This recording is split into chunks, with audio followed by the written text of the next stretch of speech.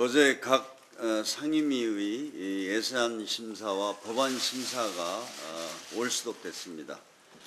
자유한국당이 국회 일정을 전면 보이콧하겠다고 합니다. 도대체 무엇을 위한, 누구를 위한 국회 보이콧을 하겠다는 것인지 묻고 싶습니다. 시급한 예산 심의와 민생 법안을 처리하고 채용 비리 국정조사는 감사원 감사를 지켜본 뒤 논의하자는 것이 보이콧을 할 이유인지 묻고 싶습니다. 명분도 없이 국회를 파행시키면서 그 책임을 정부 여당에 돌리고 있습니다. 국회를 오로지 자신들이 정쟁의 수단으로 악용하는 형태는 결코 정당한 그런 정치 투쟁이 될 수 없습니다. 그것이야말로 나쁜 정치입니다. 국회 보이콧은 열흘 남은 예산안 처리 시한, 18일 남은 정기국회 일정은 안중에도 없는 무책임한 결정입니다. 윤진호법, 유치원 3법 등을 포함한 국민들이 요구하고 있는 민생경제 법안 뿐만 아니라 여야가 합의했던 60건에 이르는 법안 처리를 위해서라도 자유한국당은 국회 보이콧을 해서는 안 됩니다. 민주당으로서는 끝까지 야당을 설득해서 오늘이라도 국회를 정상화시키는 데 최선을 다하겠습니다. 어제 전국 법관 대표회의에서 양승태 사법부의 사법농단에 관여한 현직 판사들에 대한 징계와 탄핵 소추를 촉구하는 결의문이 나왔습니다. 전국 각급 법원을 대표하는 105명의 대표 판사들이 무너진 사법 신뢰를 되찾기 위해 국회 탄핵 소추라는 특단의 대책까지 촉구한 것입니다. 사법부 내부에서 자성과 개혁의 목소리가 나온 것을 높게 평가합니다.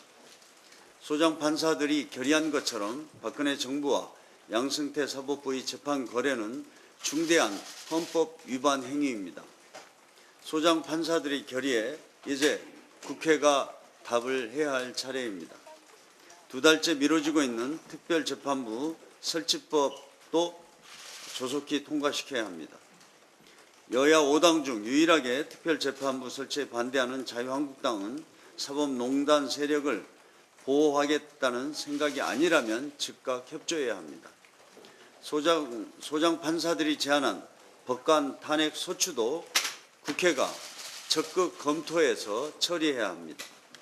법관 탄핵 소추는 국회 제적의원 3분의 1 이상의 동의로 발의가 가능하고 제적의원 과반이 찬성하면 탄핵 심판 절차에 들어가게 됩니다. 사법농단 사건에 대한 철저한 수사와 엄정하고 공정한 재판만이 사법부에 대한 국민의 신뢰를 찾을 수 있는 유일한 길입니다. 우리 당은 사법부 개혁의 뜻을 같이 하는 야당과 협의해서 특별재판부 설치와 법관 탄핵 소추에 대한 논의를 즉각 시작하겠습니다. 한국은행이 내일 3분기 가계부채 통계를 발표합니다. 지난 2분기까지 1,493조 원에 달했던 가계부채가 3분기에는 1,500조 원을 넘어설 것으로 예상되고 있습니다.